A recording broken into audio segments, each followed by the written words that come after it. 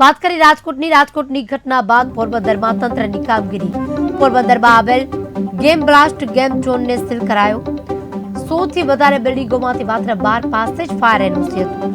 અન્ય બિલ્ડિંગો પાસે પૂરતા ફાયર સેફટીના સાધનો નથી। તમામ બિલ્ડિંગોને 4 વખત નોટિસ આપવામાં આવી હતી। એનઓસી વગરના બિલ્ડિંગોનું ગટર અને પાણીનું કનેક્શન બંધ છે। કોંગ્રેસ દ્વારા ભાજપ અને તંત્ર પ્રહારો કરી કામગીરીની કરી રહ્યા છે। એ અંતર્ગત 119 બિલ્ડિંગનું લિસ્ટ હાલ ઓપરેટિંગમાં છે, જેમાં 12 બિલ્ડિંગે એનઓસી માટે એપ્લાય કરી અને અત્રેની કચેરીથી કે રાજકોટથી 12 એનઓસી મળેલી છે 12 બિલ્ડિંગને, જેમાંથી ફાયર બ્રિગેડ દ્વારા 4 નોટિસ આપેલી છે। ઘણા સમયથી એની કાર્યવાહી પેન્ડિંગ હોય જેથી 16 સીલ મારેલા હતા।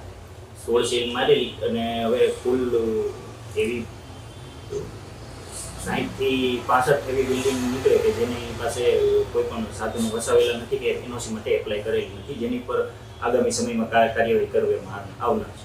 એક્સપોર્ટર બિલ્ડિંગમાં કેવા પ્રકારના બિલ્ડિંગ? હોટલો, રેસિડેન્શિયલ બિલ્ડિંગ છે, રેસિડેન્શિયલ પ્લસ કોમર્શિયલ બિલ્ડિંગ છે, કોમર્શિયલ ખાલી બિલ્ડિંગ પણ છે, રેસ્ટોરન્ટ પણ થોડી ઘણી માત્રામાં છે।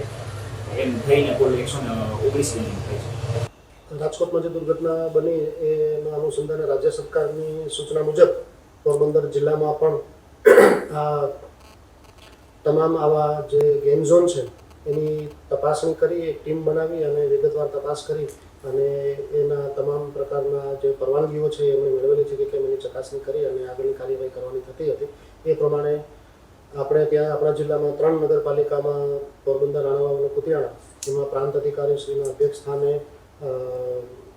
ના સુપરવિઝન હેઠળ કમિટીઓ બનાવી। એ કમિટીમાં મામલતદાર કક્ષાના અધિકારી, પોલીસ અધિકારી, પીજીવીસીએલના નાયબ ઇજનેર કક્ષાના અધિકારી, નગરપાલિકાના ફાયર ઓફિસર્સ, એ ઉપરાંત બાંધકામ શાખાના પણ સિવિલ અને મિકેનિકલના એન્જિનિયર, મ્યુનિસિપલ એન્જિનિયર, આમ તમામ અધિકારીઓની ટીમો બનાવી અને આવા બિલ્ડિંગોની ચકાસણી થઈ રહી છે।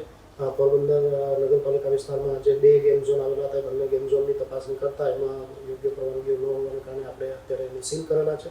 અને આ ઉપરાંત જ્યાં વધારે સંખ્યામાં લોકોની ભીડ એકઠી થતી હોય એવા બિલ્ડિંગોની પણ અમે તપાસણી કરાવી રહ્યા છીએ।